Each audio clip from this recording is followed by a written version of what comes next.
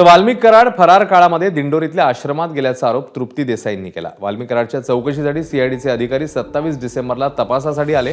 त्यांच्या तपासामध्ये वाल्मिक कराड 16 डिसेंबरला दिंडोरीच्या स्वामी समर्थ केंद्रात दर्शनासाठी आल्याची धक्कादायक माहिती समोर येते। ज्या आश्रमाच्या संदर्भात मी इथं वक्तव्य केलेलं आहे, जो दिंडोरीचा श्रीराम मोरे म्हणजे अण्णासाहेब मोरेंचा आश्रम आहे, त्याची संपूर्ण चौकशी झाली पाहिजे।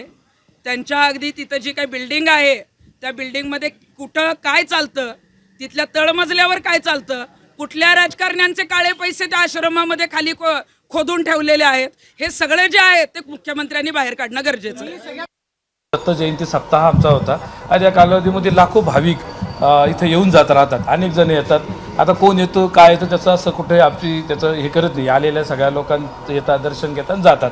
आणि या संदर्भात आपले जे चौकशीची यंत्रणा आहे ती सुद्धा येऊन गेली आणि आम्ही त्यांना त्या संदर्भात CCTV फुटेज पण दिले। आम्ही त्यांना नंतर विचारलं पण याच्यात काय, ते म्हणजे तसं काय याच्यात नाही आले, फक्त येऊन गेले एवढे ते बोलले।